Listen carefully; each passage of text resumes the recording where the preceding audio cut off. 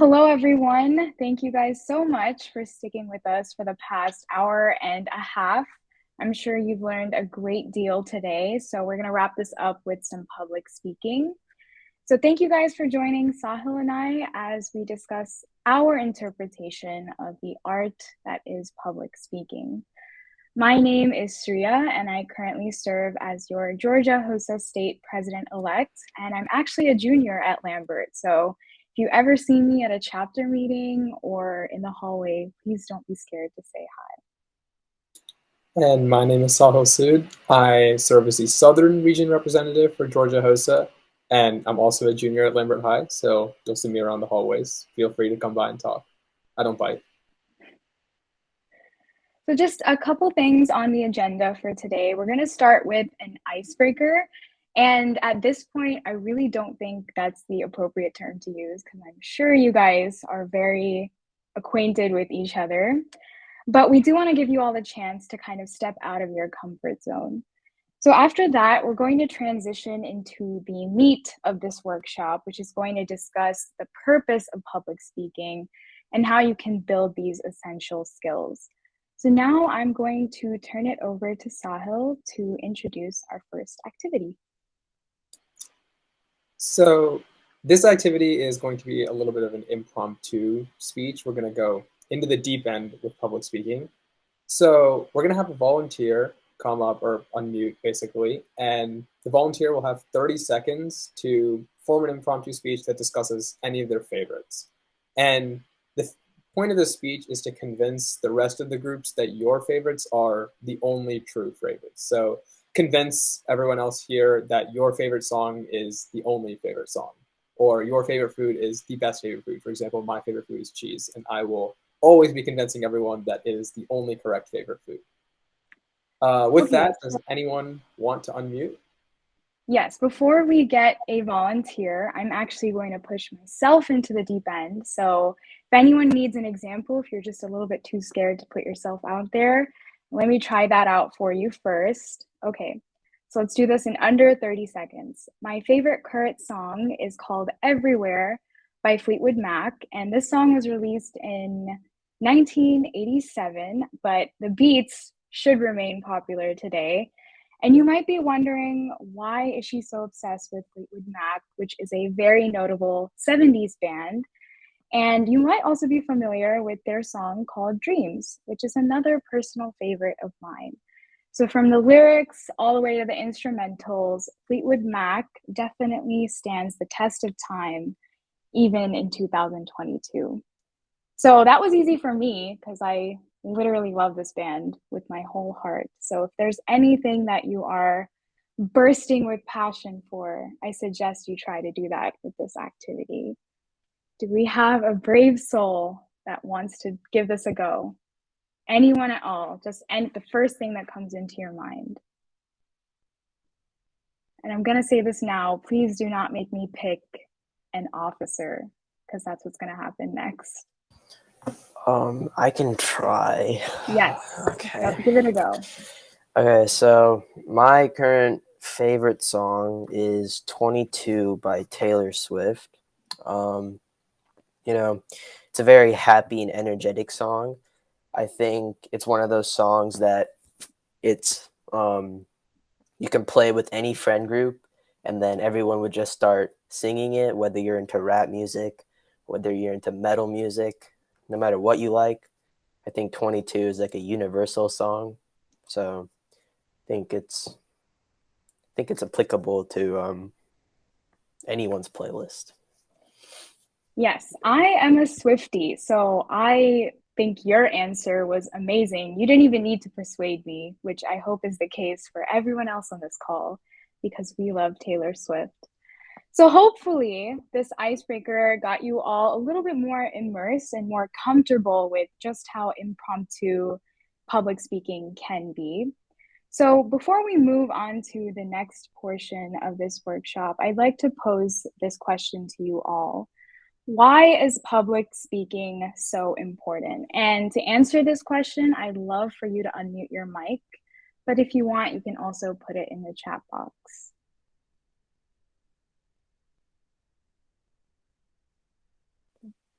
It shows confidence, which is a key aspect of being a leader. Absolutely. Confidence is key when it comes to public speaking. And I know that as we work to build our public speaking skills, we're simultaneously building our level of confidence in this skill as well.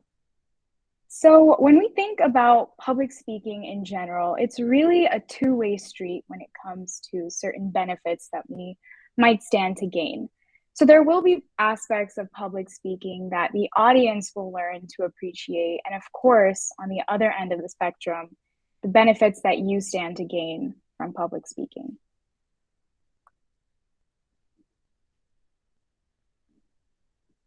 Sorry, my mute was open.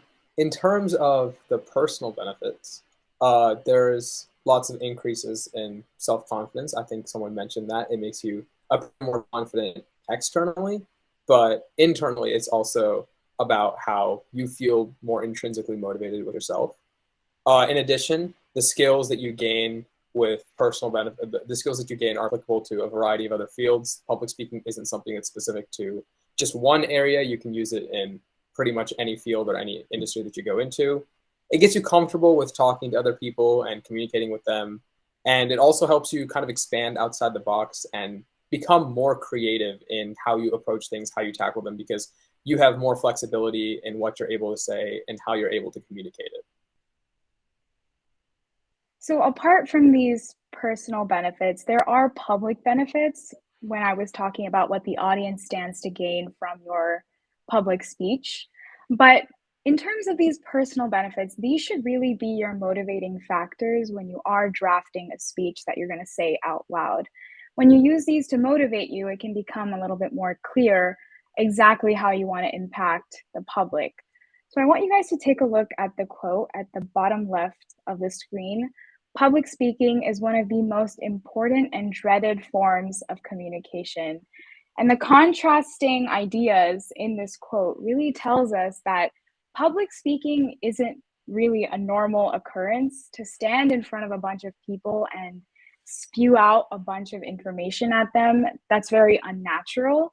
But the goal of this is to get you comfortable with that and make it as natural as possible so that when it's your turn to public speak, you're not intimidated by the authority that you might be able to hold with that action.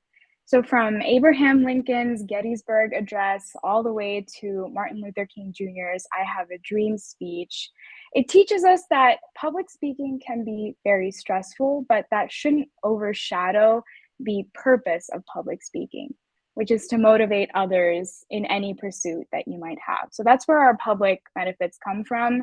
We're trying to motivate others.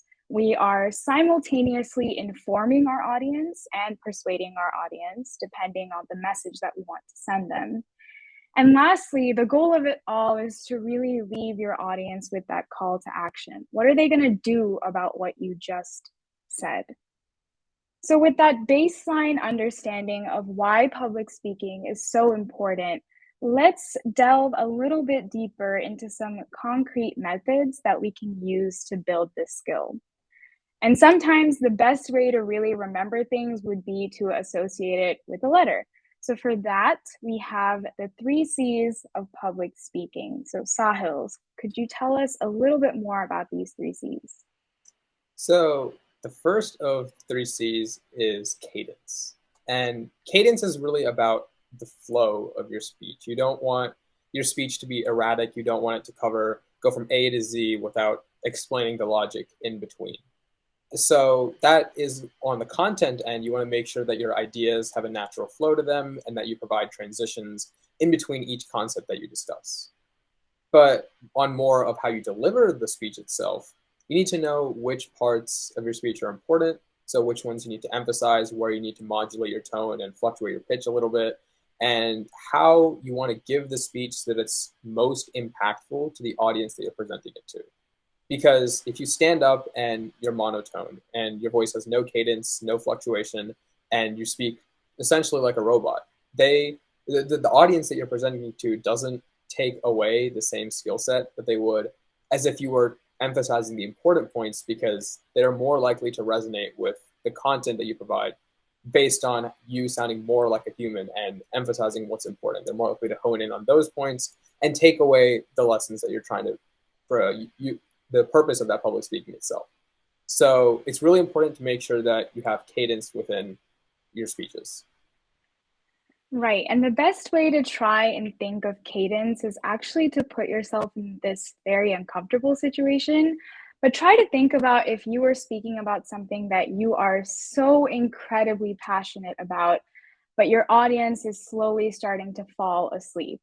Now, that definitely hurts to see it happen, of course, but that's when you're going to try to prioritize cadence. If my audience is getting bored and they're falling asleep, I need to increase my tone. I need to increase my pitch. I need to sound louder and more energetic so that I can get these people just as excited as I am. So moving on from cadence, that brings us to the second C, which is concise. And this is basically presenting this very pertinent information in a comprehensive manner. How can I deliver my message in an effective way without making cuts of things that are really important?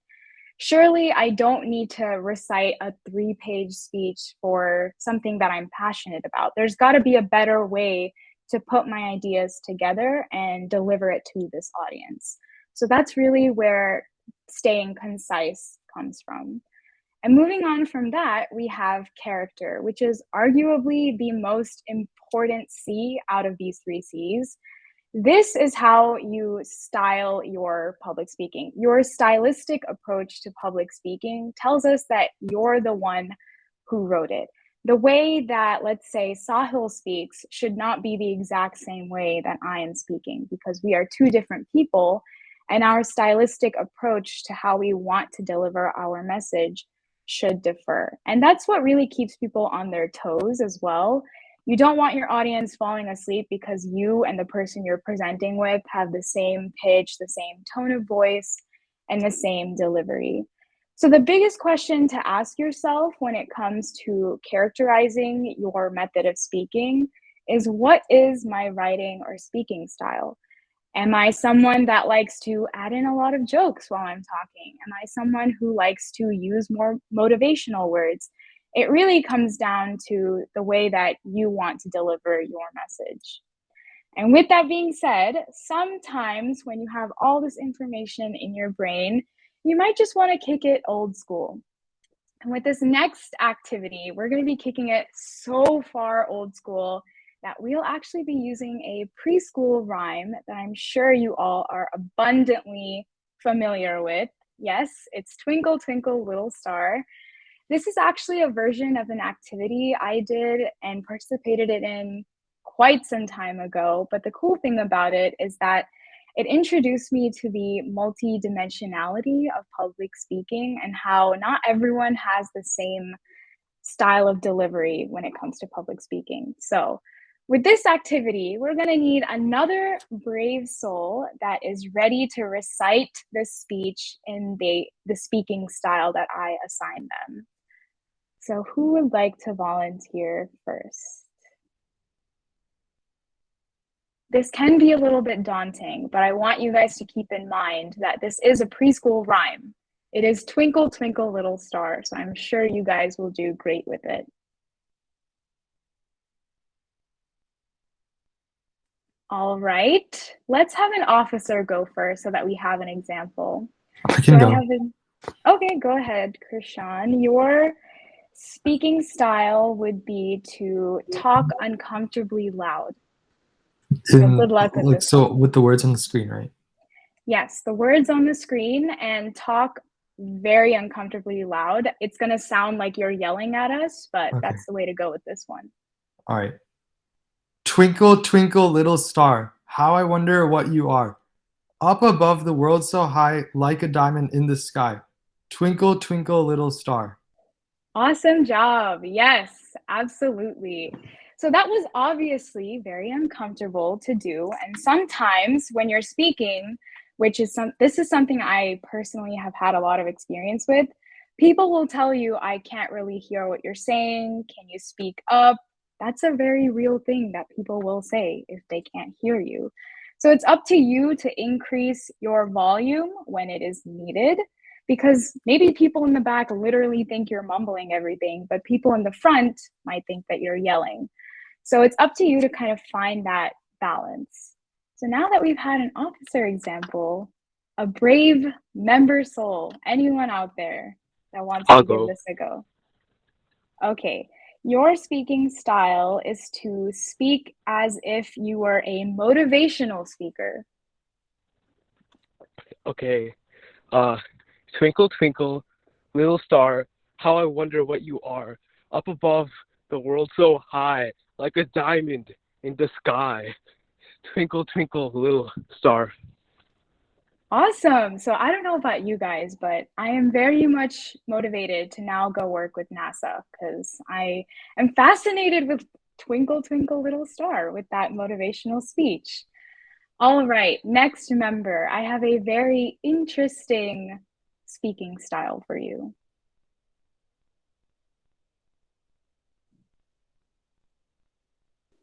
I'll go ahead.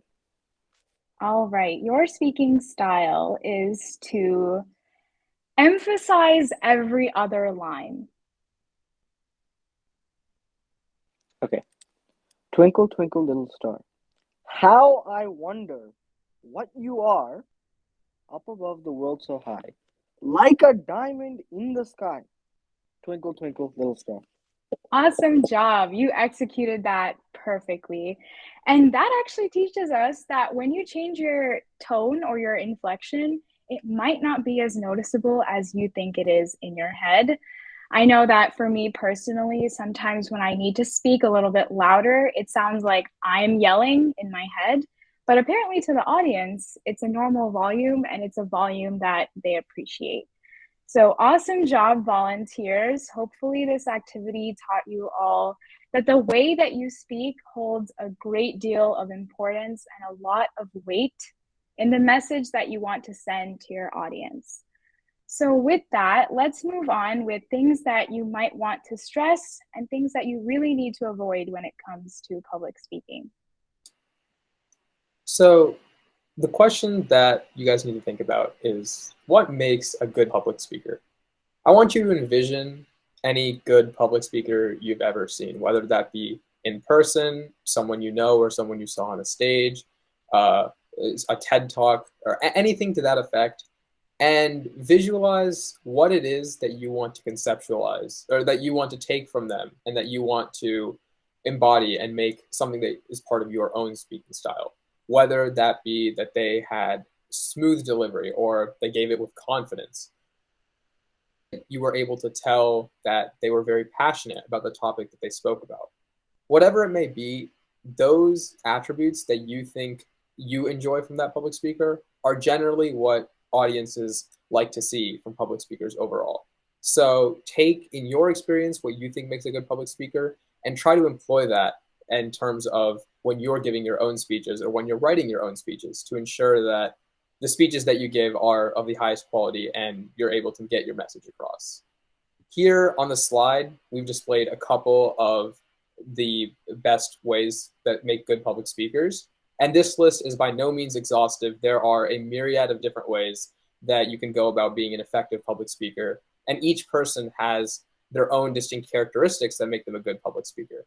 So it's important to ensure that you're playing to your strengths and to what you think is going to help you get the message across best based on your content. But overall, following the rules on the slide, speaking with passion, having modulation, following the 3 C's, obviously, all of those are generally good to help get you started and finding the things that you should be doing when you're up on stage giving a speech. So on the other hand, definitely things that you should not be doing as an aspiring public speaker.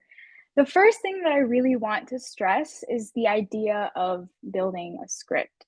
When you build a script, it's not something that you should be overly dependent on, because that can actually prevent you from bringing that character, the 3rd C, into your style of speaking. If you write a script and you're very proud of it, that's awesome. But the thing that you shouldn't do is try your best to engrave that into your brain. That's going to stop you from expressing your true style when it comes to public speaking. And that kind of goes hand in hand with poor delivery and distracting mannerisms.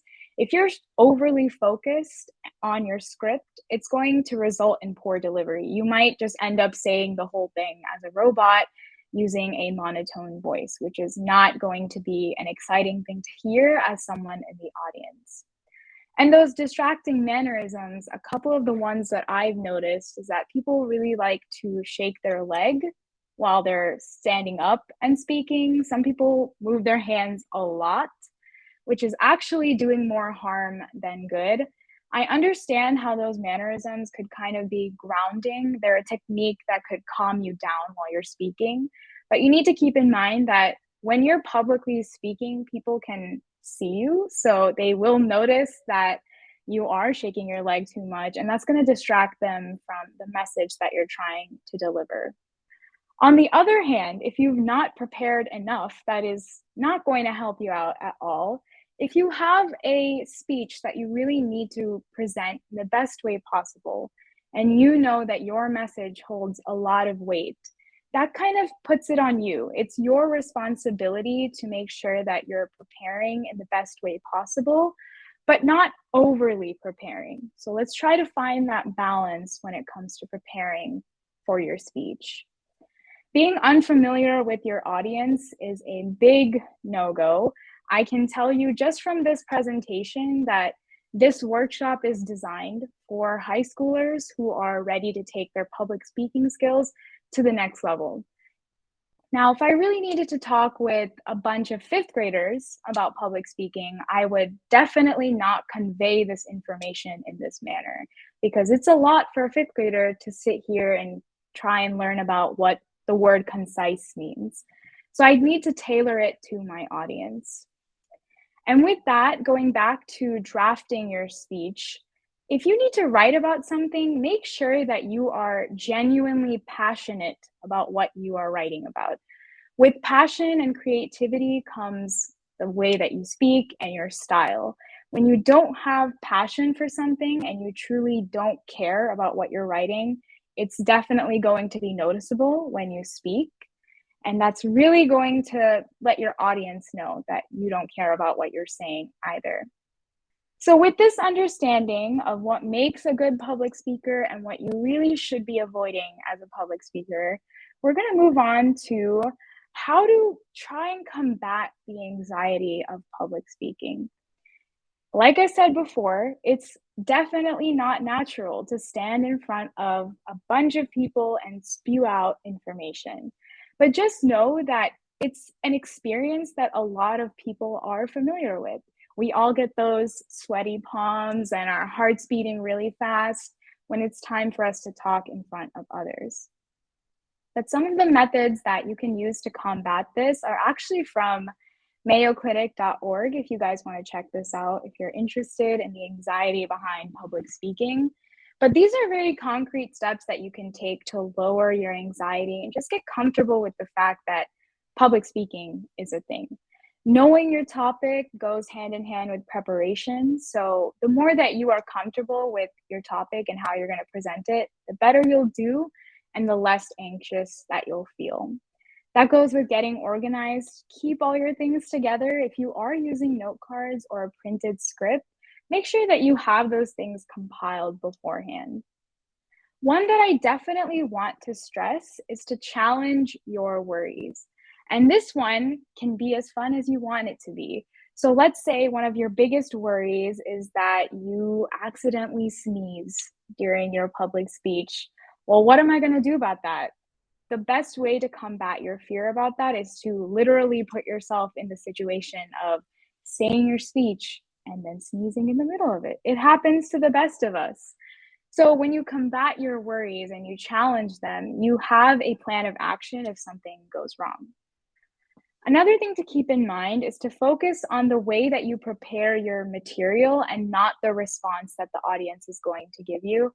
It can be very nerve-wracking to work super hard on something and then present it to an audience and have them fall asleep and you see a bunch of yawns and just like the general atmosphere is not very captivated by what you're saying, that would lead you back to your material. So if you have enough faith in your material, don't try to think about the way that the audience is going to respond, and don't use that as a scale of your success within public speaking. And lastly, it would be to appreciate your success. Even attempting public speaking, whether you say your speech perfectly or you have a couple of mess ups here and there, public speaking holds so much weight that just the thought of even attempting to do it is an incredible achievement in and of itself. So make sure to give yourself some credit when you are attempting to public speak, because it holds a lot more weight than a lot of us tend to imagine. So I will turn it over to Sahil to explain our last group activity. So this final activity we were hoping to do in person. Unfortunately, we are virtual, but we can still make this work in a way that's a little bit engaging, but also employs the skills of public speaking. So your job as a split individual will be to create an advertisement for HOSA in a creative manner, or what advertisement would be like. Whether that be creating a song that's about HOSA, creating a skit, a dance routine, just some creative way to get the message out about HOSA to those that aren't familiar with what HOSA is, and to kind of attract their attention.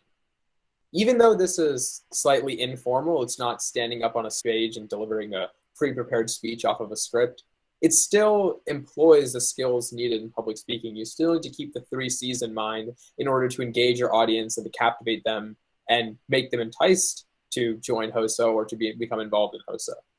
So once you have your script or your idea ready, there's a Padlet link here on the screen that we can also send into the chat. You guys can put your name and paste in your little script, your idea for the Padlet, into the Padlet for what you would plan your advertisement as. And obviously with this is supposed to be a little bit of a fun activity, so be creative, don't forget to have fun, but still keep in mind that you want to do things that will make your success as high as possible by employing things like the 3 C's and the attributes that make a good public speaker that we mentioned before in the workshop. So we'll give you guys a couple of minutes to brainstorm a little bit and then put your ideas on a Padlet, and then we'll go over them. Please keep in mind that this is a very low stress activity, so it's totally okay if you just have an idea in mind and you want to share that instead of putting it in the Padlet, because the Padlet link has my full name in it, which I apologize for because it has a lot of vowels, a lot of letters to type in. So if you guys want, you can honestly just unmute and tell us how you might try to advertise HOSA. It might be in a skit dance routine version, but any ideas that you guys have for advertising HOSA, anything at all, the first thing that pops into your head.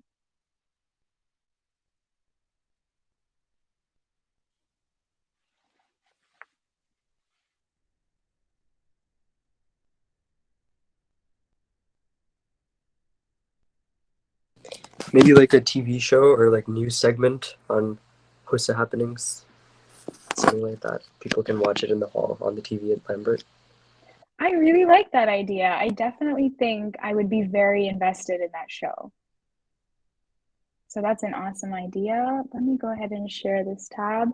So once you guys hit submit, it'll pop up on here. Or if you'd like to, you can also unmute and share your idea.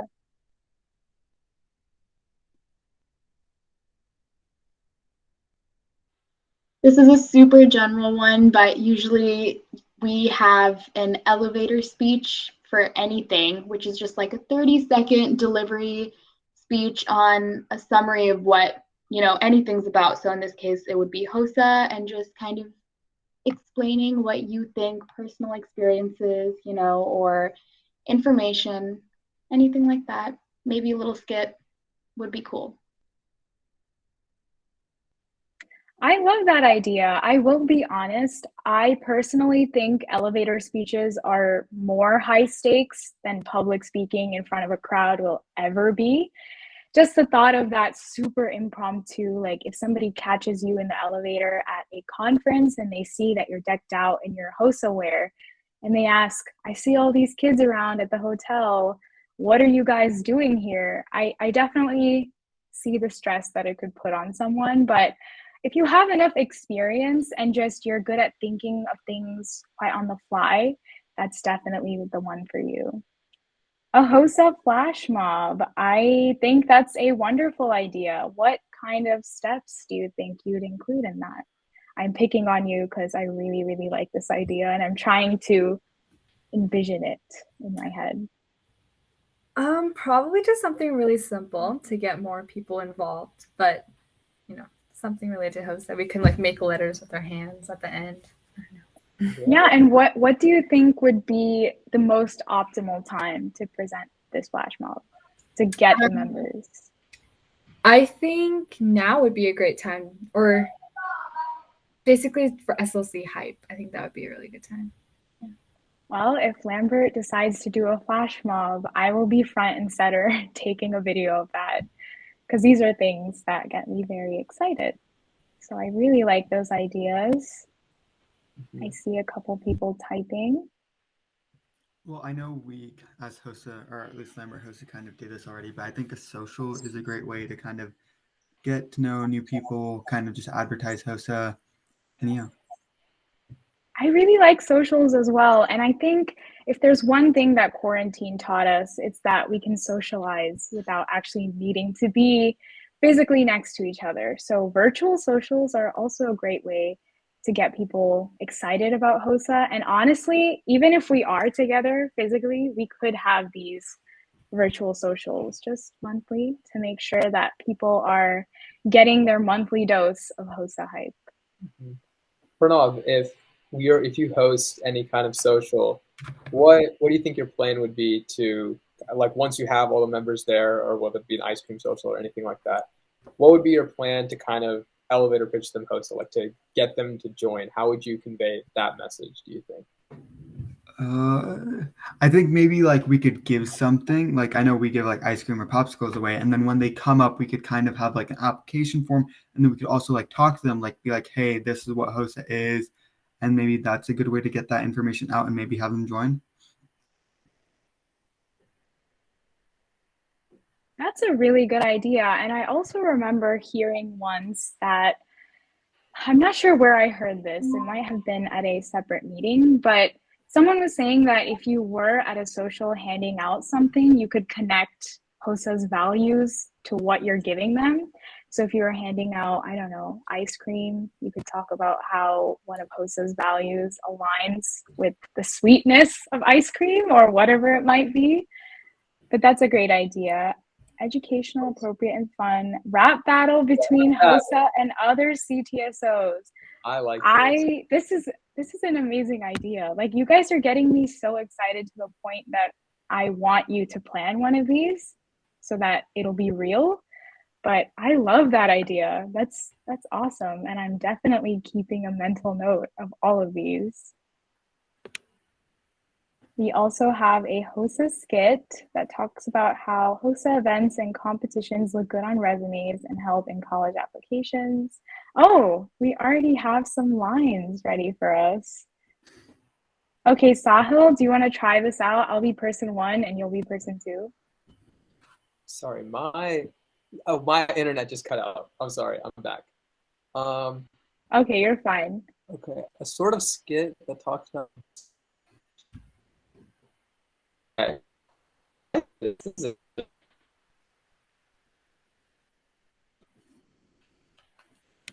Okay, you completely cut out for me, but I will just do this as a one-woman show, I guess.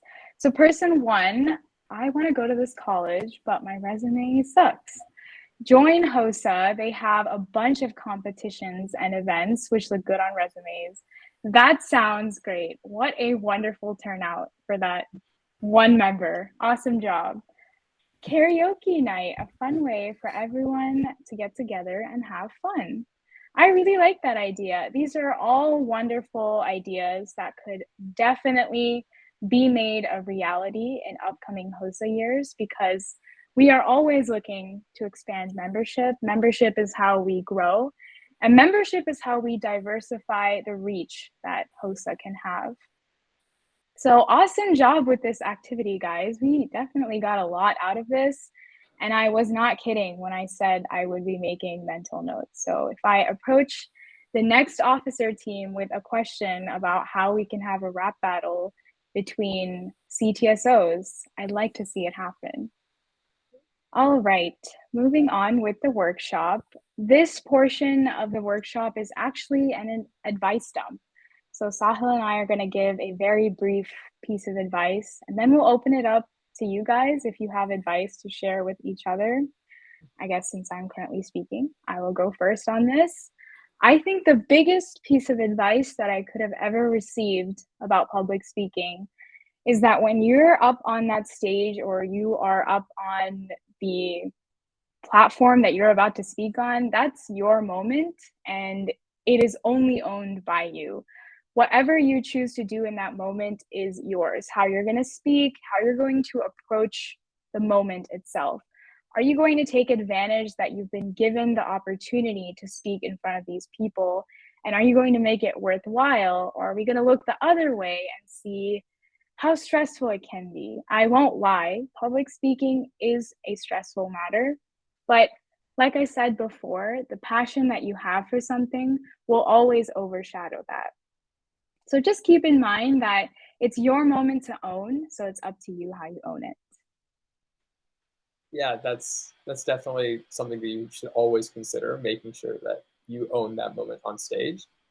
For me, I think the biggest thing with public speaking is to make sure that you always work to get better at it. And I feel like there's a notion that public speaking is something that is natural or innate to some people, but there's always an element of being able to practice speaking and improve certain aspects in order to become a better public speaker. Now, that's very distinct from becoming over-reliant on a script. As Surya mentioned earlier in the workshop, that is something that kills your character and goes against the 3 C's, which are kind of the guiding principles of what you want to do with public speaking. This is more about practicing the intangibles that come with public speaking. So practicing giving speeches in front of large audiences or to your parents if you want to start off to build that confidence, or doing drills to help increase your articulation to make sure that you're pronouncing words and aren't slurring them or speaking too fast, or just recording yourself and listening back to your speeches and finding little aspects to fine tune, and then going back and re-recording and making sure that the speech that you give the final time is the quality product that you want. All of these things are ways that you can practice just your delivery in general, so that when you're presented with public speaking opportunities moving forward, you have a lot of things to draw from your toolkit on what you can employ and how you can deliver that speech to the best of your ability. I think that, in my opinion, that's the best advice that I've been given, and I've been practicing speaking to try to help make myself clearer, more articulate, more confident when I'm in those situations. So yes, with that, practice definitely makes perfect. And as Sahil mentioned, maybe you might want to start off with a very small audience, like your parents. My poor parents have probably sat through a bunch of practice sessions of me just saying the same thing over and over again. If you don't want to put your parents through that, hop on a call with your friends and try to share the progress that you're making. So that's our pieces of advice to give to you all. Does anyone else have anything they'd like to share about what they've learned about public speaking in their years of experience, or just something that you've gained from this workshop?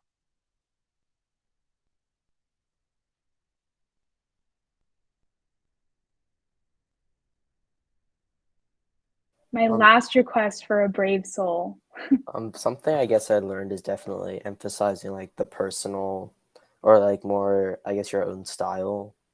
I guess sometimes I tend to just try to get my point across in almost like a bland way. So maybe that might make it easier, because if it's in your style, it's kind of like you might feel a little bit more comfortable talking in that way. Definitely. And that's what keeps the audience interested. If they know that it's coming from your way of speaking, and honestly, don't try to shy away from unconventional methods of speaking. If you want to add your jokes, if you want to add a little bit of flair, definitely by all means, go ahead and do that. There is, of course, a limit to what you can say. But the thing about adding your style and making sure that you're emphasizing your stylistic approach to public speaking, that's what lets people know that you're the one who wrote it and you're not just reading off of some ghostwriter that did your work for you. One other person before we wrap up this workshop, anything that you might want to share about this super scary experience called public speaking?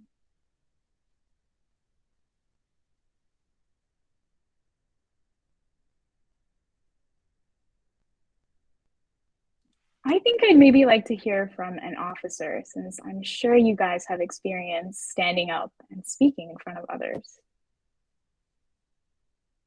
I think something that I've learned is, of course, you need to grow comfortable with yourself and your confidence levels and all that. But I think also growing comfortable with your audience, whether that may be going and interacting with them beforehand, or, just calming your nerves down and just saying, like, telling yourself that, no one will judge you, whatever it is. Even icebreakers not only help the audience themselves get to know you, but also help you yourself grow comfortable. I think that that's really important, to just grow comfortable with your audience as well.